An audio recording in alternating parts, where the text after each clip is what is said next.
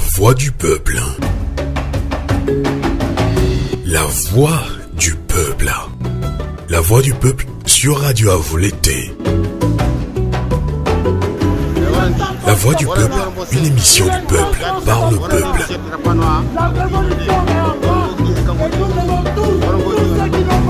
Bonjour à toutes et à tous et bienvenue dans votre émission La Voix du Peuple sur Radio Canal K sur Salmanique et sur Radio Avou l'été, la voix de la résistance africaine.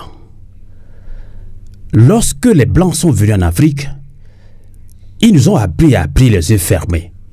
Lorsque nous avons ouvert les yeux, les Blancs avaient nos terres et nous la Bible. C'est avec ces propos de Jomo Kenyatta de Kenya, père de l'indépendance, que nous démarrons avec vous cette émission La Voix du Peuple sur Radio Avou l'été. Dans cet entretien exclusif avec un panafricain togolais, avec lui nous allons parler de l'AES. L'AES qui a posé un acte salutaire le 6 juillet dernier avec le tout premier sommet. Quelques jours plus tard, ils ont confirmé cette action par l'installation d'une confédération. Comment les Africains doivent soutenir ces actions? Parlons-nous de souveraineté. De quelle souveraineté? Qu'est-ce qu'on met dedans? Quelle contribution pour les Africains de revoir l'Afrique se réveiller? Nous allons parler avec notre invité, Komi Agbeponou. Bonjour. Bonjour Sylvain Mousse, bonjour Radio Avou l'été. Et Canal K. Oui, Canal K, depuis Arao. Exactement, ça fait des années. Alors, je dirais tout simplement que c'est la deuxième ou la troisième fois que tu viens dans ce studio de Radio Avou l'été. D'ailleurs, tu en fais partie déjà. Merci infiniment pour votre soutien. C'est ce que j'allais dire. Je suis promoteur de ce studio. Exactement. Et c'est un réel plaisir de venir faire ma première émission. Vidéo aussi.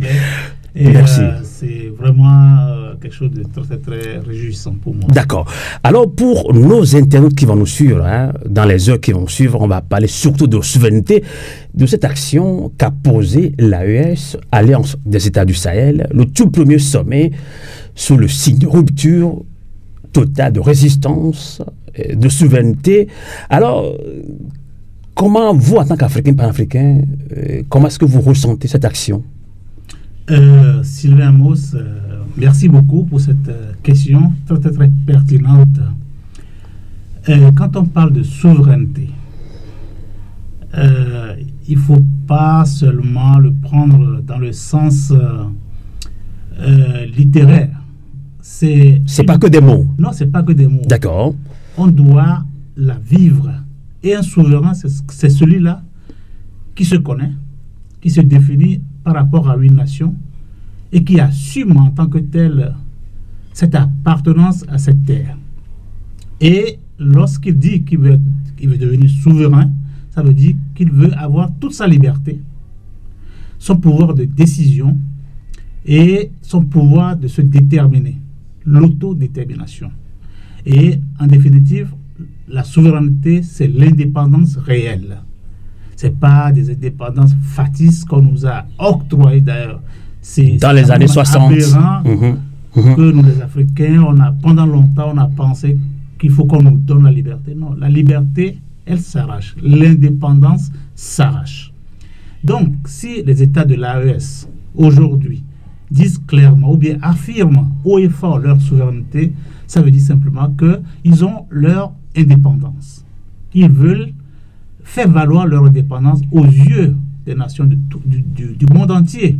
Et en tant que tel... Mais ça fait déjà plus de 160 ans qu'on nous dit qu'on est indépendant. Non, mais écoutez, Sylvain, tu ne vas pas me dire que 60 ans après, un pays indépendant doit être encore dans cette situation. Qu'est-ce que nous pouvons... moi, ça me fait rire un peu. Pourquoi? Parce qu'on nous a dit qu'on est indépendant depuis 1960. Mais qu'est-ce qu'on a fait comme réalisation dans nos pays? C'est quoi l'état actuel de nos populations? Est-ce qu'on a au moins le minimum? Est-ce qu'on a la liberté d'aller et de venir? Est-ce qu'on a cette souveraineté alimentaire? Est-ce qu'on a des écoles qui forment nos enfants, nos frères, nos sœurs, sur des thématiques comme la liberté? Est-ce que c'est nous-mêmes qui faisons les livres qu'on doit enseigner à nos enfants? Mais si tout ça là vient du colonisateur, pourquoi parlons-nous de l'indépendance? Pourquoi parlons-nous de la souveraineté? Non, on n'est pas indépendant, il faut le dire clairement. L'Afrique n'est pas encore indépendante. Et l'indépendance, la souveraineté de l'Afrique va commencer par l'AES. Et on le voit aujourd'hui. Les dirigeants d'aujourd'hui, du Burkina, du Mali et du Niger, le font si bien. Et c'est une fierté pour nous. Mais donc, on va encore venir... Exactement. Donc, pour vous, ce premier sommet qui a abouti sur la création, bien l'installation d'une confédération de l'AES, pour vous, c'est un bon départ. Mais c'est un acte fondateur de la souveraineté de l'Afrique. Et ils l'ont dit haut et fort dans leur discours, et tout le monde l'a entendu. Les présidents Tiani, les présidents Goïta et les présidents Ibrahim Traoré ne sont pas là pour blaguer les populations de l'AES. Parlons justement des discours, puisque vous en avez parlé tout à l'heure. Pour certains Africains, des panafricains, oui, il faut quand même aussi qu'on soit concret. On prête à ces militaires-là, ces dirigeants militaires-là, qui sont dans du populisme. Et nous, à notre rédaction, on dit non, c'est pas du populisme quand même. Mais au-delà de tous ces discours patriotiques à saluer, alors, est-ce qu'on ne doit pas aller plus... Écoutez, Sylvain... On ne doit pas aller plus loin. Et tu sais, Sylvain, l'histoire est têtue. Quand on nous parle de Gaulle, de la France, qui était-il? Un militaire. Un militaire. Mais aujourd'hui, De Gaulle est perçu comme le libérateur de la France, le fondateur de la 5e République française, si je ne m'abuse. Quand on parle des dirigeants des États-Unis qui sont aujourd'hui considérés comme la démocratie, enfin, l'outil de démocratie qu'on veut nous véhiculer en Afrique. Mais les premiers pères de l'indépendance des États-Unis, c'était des militaires. Et pourquoi on reprocherait aujourd'hui à nos militaires, à nous, que les peuples aiment tant? Mais allez-y voir simplement ce qui se fait au Burkina, ce qui se fait au Mali. L'engouement de la population a soutenu ces dirigeants-là. Sylvain, il n'y a personne qui peut démontrer le contraire. Vous pensez que le peuple ne suit pas bêtement, entre guillemets, ces dirigeants? Ces dirigeants-là font la volonté de leur peuple. Ils ont la confiance de la population. Bien sûr. Aujourd'hui, si ces dirigeants-là s'amusent à faillir à la mission que le peuple leur a confiée, je te jure, ils vont sauter le lendemain. Et ils le savent très bien. Et puis, c'est pour ça qu'on parle. Ces militaires viennent de très loin. Et c'est pour ça qu'on dit souvent que la souveraineté appartient au peuple. Bien sûr. C'est le peuple qui est souverain. C'est le peuple qui confie sa souveraineté à un chef d'État, à un dirigeant. Et c'est ce que les peuples de l'AES sont en train de faire. Et c'est clair. Et ça ne va pas changer. Quelles que soient les intimidations de l'Occident, notamment de la France et de ses sous-fifres, mais l'AES avance et va avancer. D'accord. Alors, on va parler un peu de souveraineté avant d'arriver aussi à, si on va arriver à un contrat gagnant-gagnant. Alors, en tant qu'Africain, panafricain, l'AES pas de souveraineté, les peuples pas de souveraineté, mais on va quand même, tu vas m'apprendre quelque chose, on va quand même s'informer, se former. Alors, quand on parle de, qu'est-ce qu'on met, qu'est-ce que toi tu mets dans souveraineté? Oui, c'est ce que j'allais commencer par là d'ailleurs. Quand on parle de souveraineté, c'est l'autodétermination. C'est le fait de s'assumer soi-même, de poser les jalons de son développement, sur tous les plans, sur le plan éducationnel, sur le plan de la santé, sur le plan des infrastructures. C'est ça qu'on appelle l'autodétermination. Et une fois que ces éléments-là sont mis dans ce qu'on appelle la souveraineté, on ne peut que parler du développement de ce pays-là. Et aujourd'hui, le plus gros problème des pays de l'AES, c'est l'insécurité. Et vous voyez comment ils sont en train de vaincre l'insécurité, comment ils sont en train de botter tout le temps les terroristes. Et ça fait très mal à l'Occident impérialiste. On le voit dans les discours, on le voit même au sein de nos populations. Ceux qui soutiennent ces impérialistes, aujourd'hui on peut reprocher tout ce qu'on veut au pays de l'AS, mais je t'assure, Sylvain, que ces gens-là savent d'où ils viennent et où ils veulent aller. Il veut s'assumer maintenant. Il veut s'assumer. Absolument, absolument. Il n'y a même pas de doute là-dessus. D'accord. Alors, je me pose des questions. Après 60 ans d'indépendance, maintenant, ce mot souveraineté arrive encore tout le temps, tout le temps. On veut être souverain. Vous pensez vraiment que ce sont les Occidentaux qui ont empêché l'Afrique d'être souveraine? Absolument, sur tous les plans. Mais regardez, depuis qu'on nous a octroyé ces soi-disant indépendances, est-ce qu'on est réellement indépendant? Mais non. Il suffit de prendre seulement le franc CFA.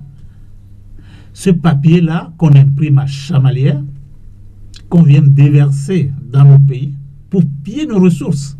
Mais Sylvain, quel pays souverain n'a pas ça? Donc il nous faut une souveraineté politique et économique également. Économique, diplomatique. On voit aujourd'hui comment les ministres des Affaires étrangères font la diplomatie. Ça fait plaisir de les voir. Ça fait plaisir de voir Abdoulaye Diop aller aux Nations Unies, tout récemment en Belgique, à Crans-Montana. Mais ça fait plaisir. Là, on voit que c'est des Africains qui s'assument, qui veulent réellement être indépendants, qui sont en phase avec leur population, qui disent les besoins, les sentiments et les vœux de leur population, à qui veulent entendre. Et ils ont toujours le langage de la franchise. Ils ne font plus la diplomatie du franc-parler. Non, ça c'est fini. Et je pense que ça va entraîner toute l'Afrique. D'accord. Alors quand on parle de la souveraineté, il y a certaines analystes sur le plan international qui disent également que le problème de l'Afrique, c'est l'Africain lui-même. Alors, vous avez suivi le capitaine Ibrahima Traoré, qui se plaint, qui va loin même, il accuse Alassane Ouattara, Patrice Talon, de mettre en place dans leur pays des bases, d'accepter des bases militaires pour préparer une rébellion, un coup d'État ou je ne sais pas quoi. Alors, le Bénin quand même a réagi, a démenti cela. Quelle analyse faites-vous? Moi, ça me fait rigoler. Tout d'abord, Ibrahima Traoré ne se plaint pas. Ibrahima Traoré parle des faits concrets. D'ailleurs, il a dit, bientôt, il va mettre sur la place publique les preuves de ce qu'il disait. Donc, c'est vrai que le problème de l'Afrique, c'est l'Africain lui-même. Bien sûr. Mais imagine le Burkina qui chasse la France impérialiste et ses amis occidentaux. Et ils sont accueillis à grande pompe en Côte d'Ivoire et au Bénin. C'est avéré. C'est confirmé. Et mon ami Kébi Sebel avait dit aussi clairement la dernière fois, il y a des bases militaires au Bénin et des centres d'opération en Côte d'Ivoire, et leur mission c'est pour déstabiliser l'AES. Il y a des preuves.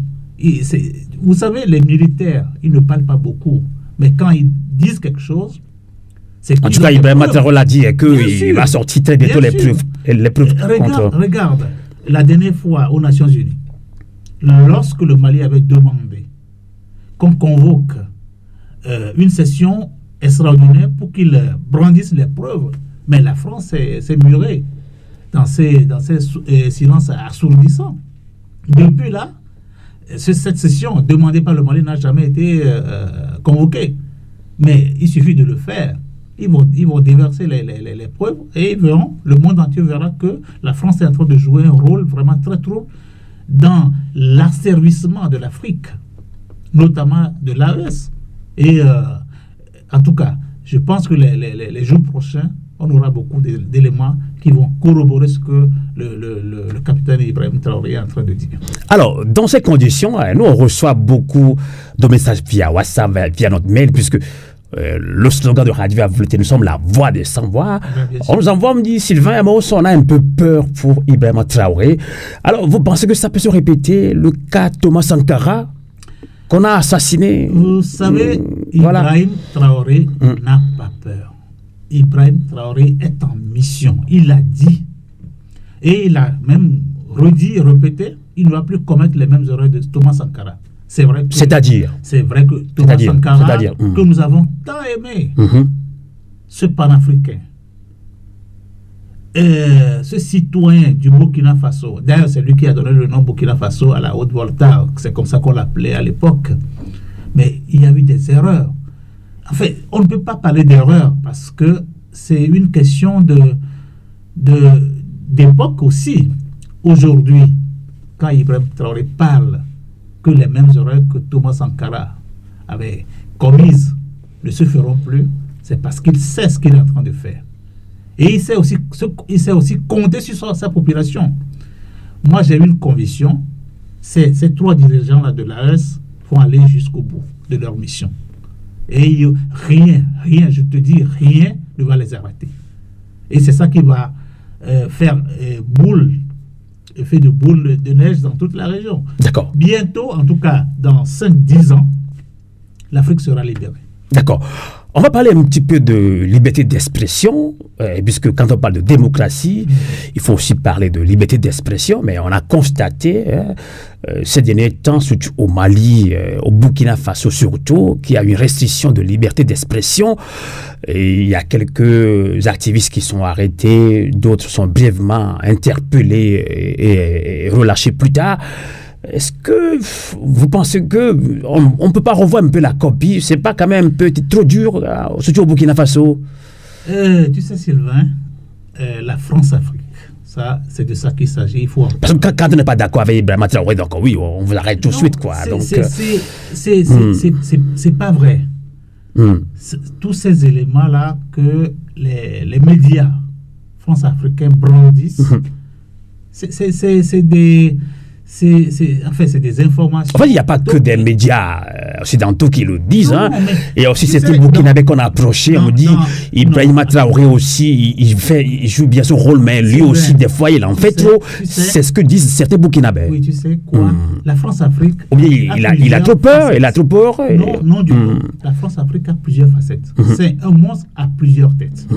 Lorsque les colons eux-mêmes ont échoué, ils ont été priés de partir chez eux, et d'ailleurs ils sont juste à côté pour pouvoir continuer leur basse besogne, mais ils s'appuient aujourd'hui si des citoyens, que ce soit burkinabés, maliens et nigériens. Et ça a été toujours la même fabrique, la même marque de fabrique chez les Occidentaux. Ils s'appuient sur des locaux. Nos frères même, on l'a répété, bien sûr. Le problème de l'Afrique, c'est l'Africain lui-même. Sylvanus Olympio a été tué par un Africain, par un Togolais. Quand on prend Patrice Lumumba, tué par un Congolais. Sankara, tué par son propre frère. Ça a été toujours comme ça. On les instrumentalise parce qu'on connaît leurs faiblesses et on leur pousse à faire le travail. Et ça, Ibrahim Traoré l'a compris. Assimi Goïta l'a compris. Et ils ne vont pas lésiner sur les moyens pour débusquer. Donc vous êtes très confiant que ces trois dirigeants militaires africains de l'AES, Assimi Goïta, Ibrahim Traoré, Général Tiani, ne vont pas faire le jeu du pouvoir, de vouloir garder le pouvoir à tout prix qu'à eux seuls. Pas. Ça, c'est le langage, c'est le discours des Occidentaux, des impérialistes. C'est ce qu'ils veulent faire croire à la population. Mais aujourd'hui, on va faire un petit sondage dans ces pays de l'AES. Tu verras que la population soutient vraiment, pour ne pas exagérer, à 100%, ces présidents-là. Et c'est la population qui imprime la tendance. Ce n'est pas ces dirigeants. C'est ce que la population demande que ces dirigeants font. D'accord. Et en cela, les Occidentaux pensent qu'ils peuvent toujours passer par le subterfuge qu'ils ont toujours utilisé pour atteindre ces présidents-là. Ils ne vont pas arriver. Et ce qu'ils oublient aussi, c'est qu'au Mali, il y a plusieurs Assimi Goïta. Au Burkina, il y a plusieurs Ibrahim Traoré. Au Niger, il y en a des milliers de Tiani. Et qui débusquent Tiani aujourd'hui, il y aura un autre Tiani qui sera à leur face. D'accord. On va parler sans langue de bois dans cette émission. La voix du peuple, entretien exclusif avec vous, Komi Agbekponu, un panafricain togolais, défenseur des droits de l'homme également en Suisse, ici à Fribourg. Là, on va parler un peu de la CEDEAO. L'AES, Niger, Mali et Burkina Faso ont quitté la CEDEAO, Communauté économique des États de l'Afrique de l'Ouest. Vous êtes togolais. Alors, Florian Simbe a joué un grand rôle au niveau de la sous-région ouest-africaine. Le Togo n'était pas d'accord quand on veut infliger les sanctions, surtout au Niger. Il a dit non. Alors, le Togo, en même temps, entretient de très bonnes relations avec les 3 pays de l'AES. En même temps, le Togo ne veut pas quitter la CEDEAO. Est-ce que vous comprenez cette stratégie de Faure Gnassingbé, vous qui êtes Togolais, comme Yagbe pour nous? Merci beaucoup, Sylvain, pour cette question. Sans langue de bois, quand même. Ah ben, absolument. Tu me connais, hein, je ne suis pas quelqu'un qui cultive la langue de bois. La CEDEAO, elle est morte. Ou bien, du moins, dans un coma actuellement. Et bientôt, ce sera sa mort. En tout cas, le président sénégalais, le jeune nouveau président sénégalais, a voulu annoncer de la CEDEAO. C'est des gens qui ont blagué les Africains, les panafricains surtout. On les a soutenus lorsqu'ils étaient en prison sur la base des discours qu'ils avaient prononcés. Mais tout cela s'est avéré du bluff. Moi, je suis très peiné de parler aujourd'hui d'Ousmane Sonko et de Bassirou Diomaye Diakhar Faye. Parce que c'est des gens que nous avons soutenus, à qui nous avons voué toutes les administrations. Est-ce que ce n'est pas trop tôt pour les accuser, quand même? Écoutez, chez nous... Je pense que c'est trop tôt de les accuser. Non, je ne pense pas. Vraiment? Ils ont déjà fait les problèmes. Déjà, ils se prénomment des panafricanistes de gauche. Il n'y a pas de panafricanisme de gauche ni de droite. Soit on est panafricain ou on l'est pas. On ne l'est pas. Ça, c'est la première chose. Deuxième chose, mais regardez tous ces discours-là que Ousmane Sonko et Faye nous ont tenus lorsqu'ils étaient dans l'opposition. Nous, on avait tiré sur Macky Sall parce qu'il est maltraité. Mais regarde, mais il y a déjà quelque chose qui m'a vraiment troublé. Lorsque Bassirou Diomaye Faye a été élu, le premier pays qu'il a visité, c'était quel pays? Je ne me rappelle pas trop. C'était la Mauritanie, exactement. C'était la Mauritanie. Et ensuite, quoi? La Côte d'Ivoire. Et il a qualifié Alassane Ouattara d'un président, d'un grand démocrate et tout. Il a encensé. Et tout le monde sait qu'Alassane Ouattara, c'est le premier des sous-préfets de la France-Afrique en Afrique. Tout le monde le sait. Et on a encore entendu les discours que Diomaye Faye a prononcés lorsqu'il était au Mali. Il qualifiait le président Assimi Goïta de je ne sais quoi, soit disant que... Non mais écoutez, qu'on arrête ces blagues. Soit ils veulent entrer dans la galaxie des panafricanistes pour faire évoluer l'Afrique, soit ils ne sont pas panafricains et il faut qu'ils assument. Et moi, j'étais vraiment malade lorsque j'ai vu Diakhar Faye en France. Diomaye Faye. Il n'a même pas été reçu par Macron, un président de la République. Il n'a pas été accueilli, bon, reçu après, oui, mais accueilli par... Après tout, il est chef d'État. On doit lui accorder ce rang-là. Mais comment, jusqu'à quand les présidents africains vont se rabaisser? Revenons sur le cas, je comprends votre inquiétude. Revenons sur le cas togolais, le Togo qui entretient de très bonnes relations avec les 3 pays de l'AES, mais ne veut pas aussi quitter la CEDEAO. Vous savez, la CEDEAO, vous l'avez dit aujourd'hui, la CEDEAO est morte selon vous. Non, mais écoutez, on connaît bien Faure Yadema. Moi, je ne l'appelle pas Faure Gnassingbé parce que c'était... beaucoup de panafricains l'appellent Faure Yadema alors que Yadema était déjà mort. Non, c'est Faure Yadema. Gnassingbé, je ne sais pas d'où ce nom-là sort, je vais le dire clairement ici. Mais on connaît Yadema, Etienne Yadema, à l'époque, qui a été mobilisé dans l'armée française et qui est revenu après au Togo accompagné des compatriotes militaires togolais. On a vu la suite. Et la France-Afrique joue sur ça, en fait. Et Yadema a toujours joué ce jeu-là. Et vous savez très bien que Faure Yadema a été biberonné à cette culture-là de la langue de bois et de la duplicité. Et Faure Gnassingbé pense qu'il est très intelligent pour essayer d'amadouer les dirigeants. Il est maintenant un grand panafricain, le Togo, le gouvernement togolais. C'est de l'abomination. C'est d'ailleurs ça qui facilite ses relations avec les pays de l'AES. Faure Gnassingbé est tout sauf un panafricaniste. Je l'affirme haut et fort. Vous l'assumez? Totalement, je l'assume. Mais en quoi Faure Gnassingbé est panafricaniste? Mais tous ces concitoyens togolais qui couvraient dans mais quelle est sa stratégie? Quelle est sa stratégie à Faure Gnassingbé, justement? Quelle est d'ailleurs sa stratégie? Il ne veut pas quitter la CEDEAO. Il ne veut pas quitter la CEDEAO. La CEDEAO, d'ailleurs, qui a encore félicité Faure Gnassingbé pour son énième coup d'État constitutionnel au Togo. Qui s'assemble se ressemble. Que veux-tu que la CEDEAO dise? Un coup d'État constitutionnel félicité par la CEDEAO? Mais il a fallu que ces militaires-là de l'AES font un coup d'État sans effusion de sang. Combien de Togolais sont tombés avant que Faure Gnassingbé vienne au pouvoir au Togo? Des milliers de Togolais, des dizaines de milliers de Togolais. Mais est-ce que la CEDEAO a levé son petit doigt? On n'a jamais. Donc vous pensez que quand on parle de AES Togo, le Togo joue un jeu trouble? La dernière, c'est la modification de la constitution togolaise. Qu'est-ce que la CEDEAO a dit? Vous avez entendu la CEDEAO prononcer un petit discours? Ils ont sorti un communiqué pour féliciter d'ailleurs le Togo. Voilà, le féliciter. Donc tout est dit. Donc c'est pour te dire que Faure Gnassingbé est dans la ligne droite de la politique de son papa.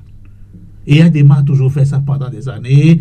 Partout où il y a des crises, il va faire... Et vous pensez que les pays de l'AES peuvent accepter plus tard le Togo, peut-être? Ce que Faure Adema oublie, c'est que c'est pas Assimi Goïta, c'est pas Ibrahim Traoré, c'est pas Tiani qui mène la cadence dans ces pays de l'AES. C'est les populations. Et entre les populations togolaises il doit y avoir et les populations de l'AES, c'est la solidarité totale. Nous, on soutient à fond. Moi, je suis togolais, mais je soutiens vraiment à fond les dirigeants de l'AES. Je soutiens à fond les peuples de l'AES. Et on voit tout ce qu'ils déploient comme travail sur le terrain.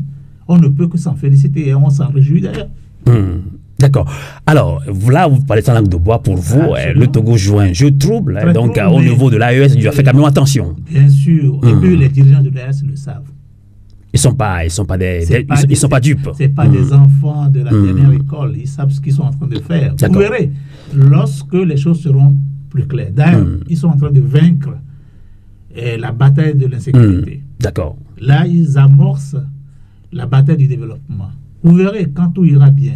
D'accord. Quand les choses seront en place, vous verrez que ce que le peuple de l'AES va faire. D'accord. Alors, on va continuer cet entretien exclusif.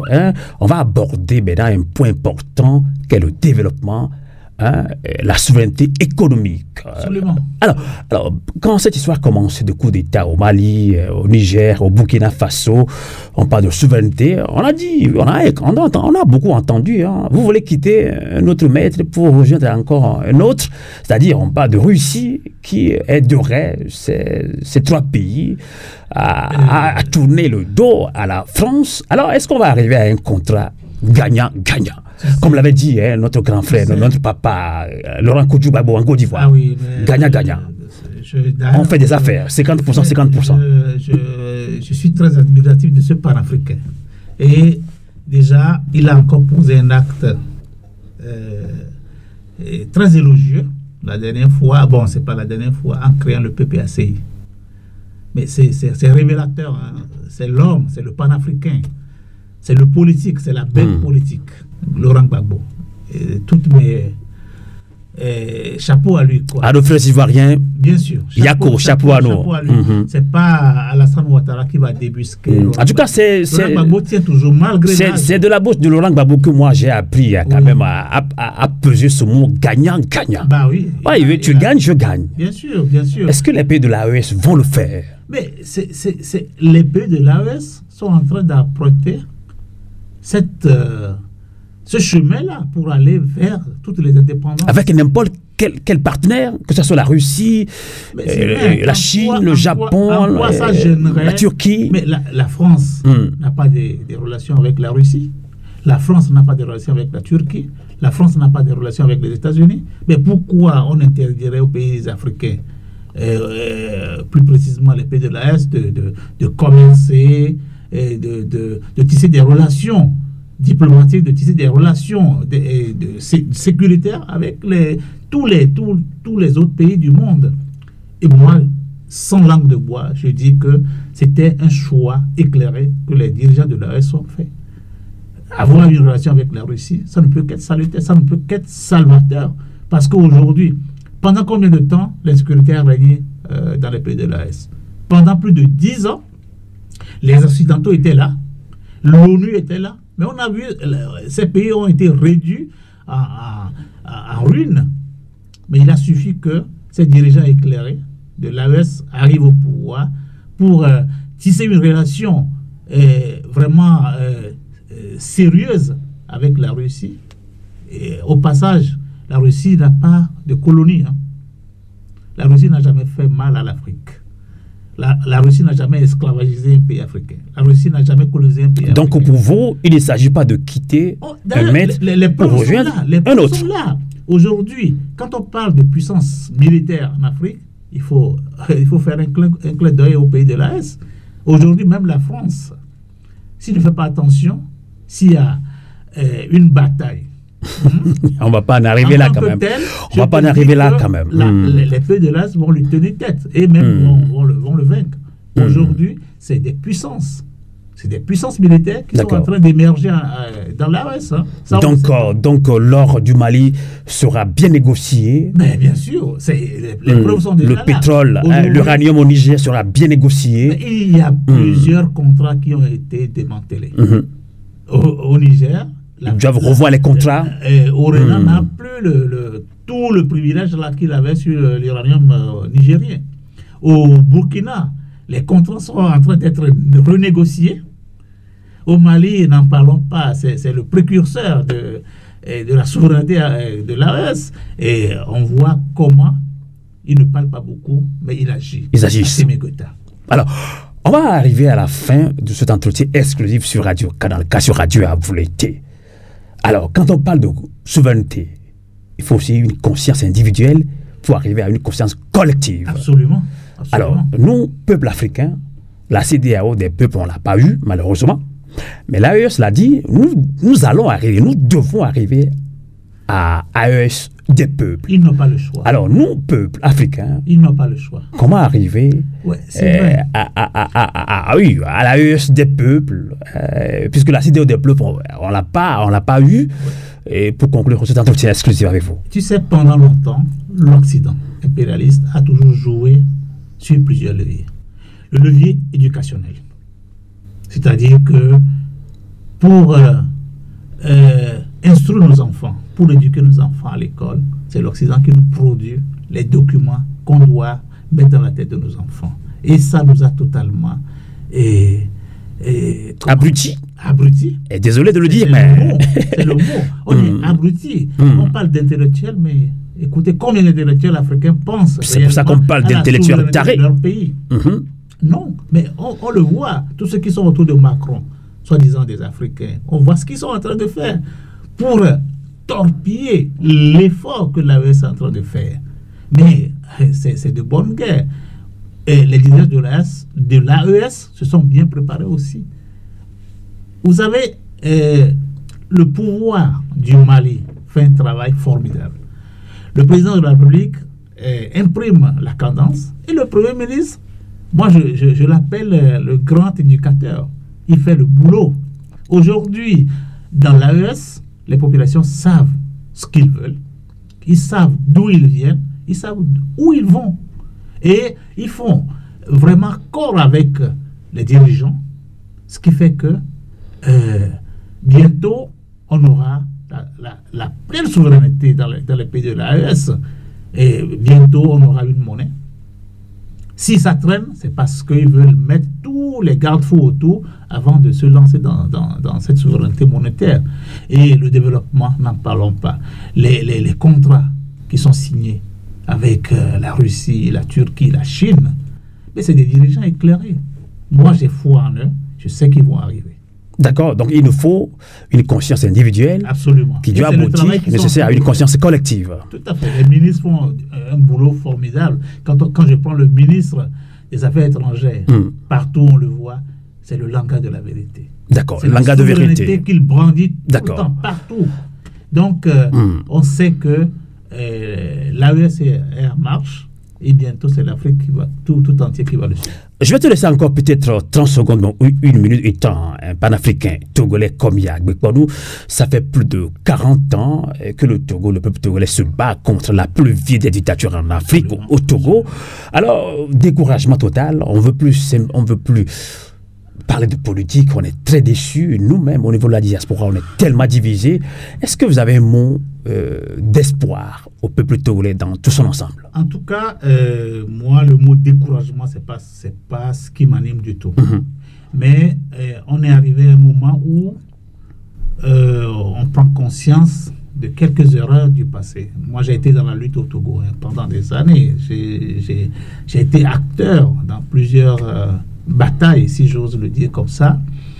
On s'est posé et on s'est dit qu'il faut repenser autrement la lutte. Et actuellement, nous sommes dans une période de réflexion pour réorienter la lutte. Parce que le régime togolais,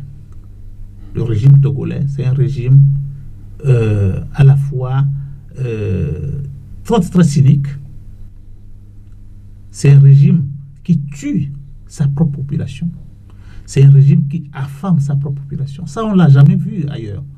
Au moins, si on ne fait rien au peuple, on ne le tue pas quand même. Appauvrir pour mieux les dompter. Appauvrir, sur tous les plans. Regardez combien de Togolais sont en prison aujourd'hui, combien de jeunes. Pour rien du tout, on met ces jeunes-là en prison. Il y en a plein qui meurent en prison. Et ça, Foria Dema va libérer des mercenaires au Mali. Maintenant, rien fait pour ces innocents-là qu'il a mis comme ça en prison. C'est triste. Une pensée à notre frère Jean-Paul Omolo qui est en prison. Oui, je pense que le moment est venu qu'on réoriente la lutte. Il y a un compatriote qui parle de la pensée rebelle. Moi, Sylvain, sans te mentir, quand je parle de la réorientation de la lutte, ça peut prendre toutes les formes. Aujourd'hui, aucune piste n'est exclue. En tout cas, la réflexion est en cours. On est en train de travailler. Beaucoup de mouvements, d'autres mouvements. Un nouveau mouvement se crée, Freedom for Togo, Libération du Togo total. Beaucoup de mouvements se créent. Je ne suis pas très pour la multiplication des mouvements. On peut s'appuyer aussi sur des mouvements qui existent déjà. Pour faire de grandes choses. On va en reparler. Une chose importante, c'est de réorienter les choses. Et effectivement, je pense à tous les prisonniers togolais, à tous les blessés, à tous les mutilés que Fort Yadema est toujours en train de faire au Togo. En tout cas, merci beaucoup, Komi Agbekbanou, d'être venu au studio de Radio Canal K de Radio à Volonté. Merci à vous qui nous avez suivis sur notre compte YouTube. Continuez à vous abonner, à nous soutenir pour qu'on arrive à produire de très bonnes émissions, surtout avec nos observateurs en Guinée-Conakry, à Abidjan, à Dakar, à Bamako et à Niamey. Nous allons conclure cette émission par ces propos très forts. C'est de Frantz Fanon.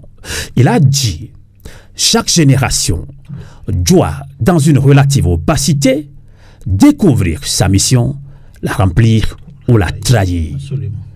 De quelle génération sommes-nous? La question reste posée. Bonsoir, à vous l'été. Koukoulé, Titinta, au revoir.